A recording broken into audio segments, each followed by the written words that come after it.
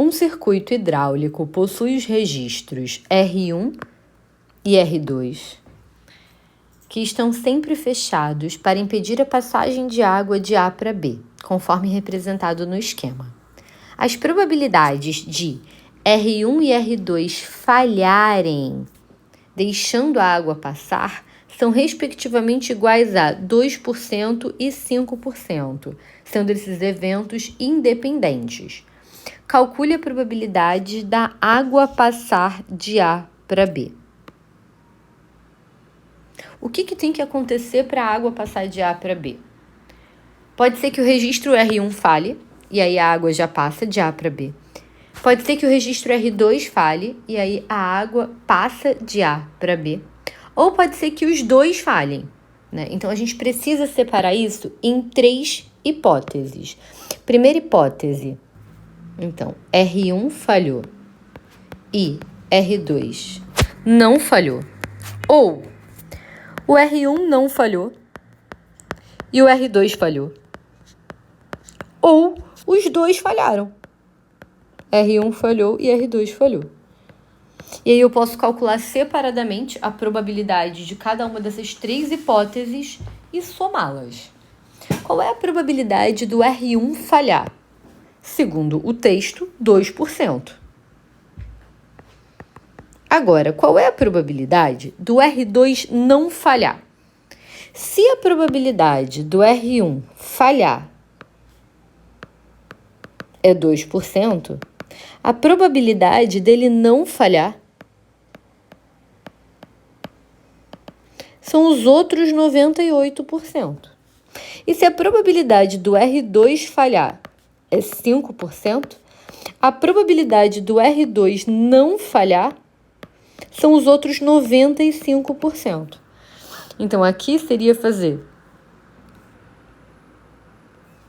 2% vezes 95%.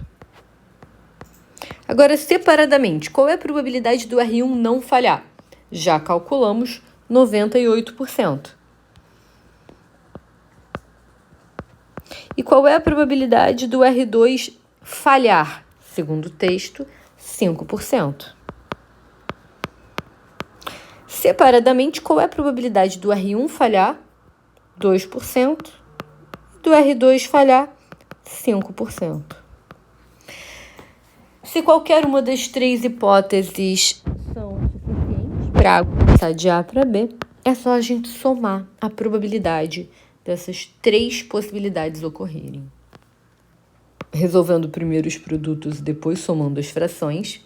Então, vou fazer 2 vezes 95, que dá 190, sobre 100 vezes 100, que é 10.000, mais 98 vezes 5, que dá 490, sobre 100 vezes 100, que é 10.000. Depois, vou fazer 2 vezes 5, que é 10, sobre 100 vezes 100, que é 10.000. Como eu vou somar as frações, né, e esses denominadores já eram múltiplos de 100, eu optei por não simplificar nada.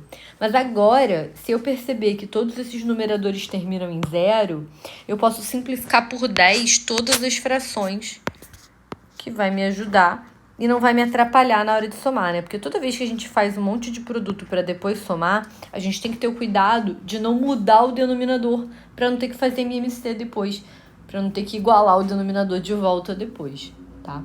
Então, agora eu vou somar 19 com mais 1, 20, com mais 49, 69 em 1.000.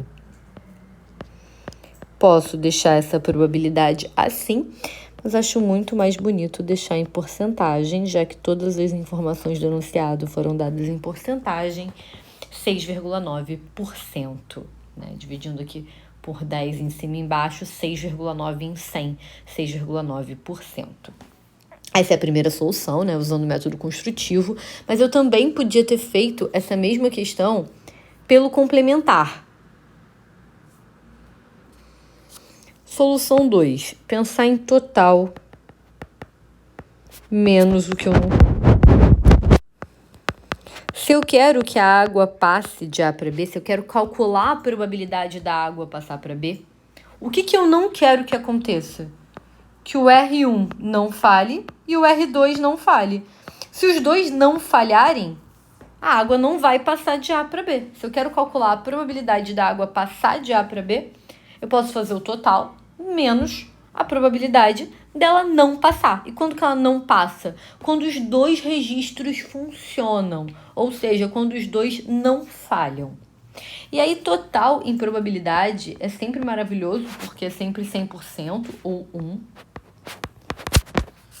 E o que eu não quero nesse caso é que R1 não fale, e a probabilidade disso acontecer é 98%.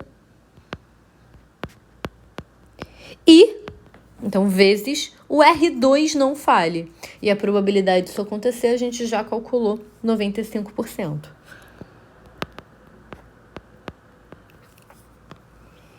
Agora, aqui eu acho mais prático a gente simplificar isso.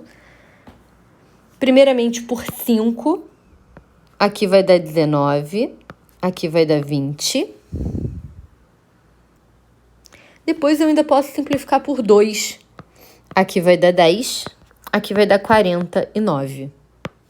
Então, eu vou ter 100% menos 49 vezes 19 dá 931 por 100 vezes 10 mil. Para escrever tudo em porcentagem, é só dividir isso aqui por 10 em cima e embaixo. Vai ficar 100% menos 93,1 por 100, ou seja, por cento, que dá 6,9%, como a gente já previa com a solução 1.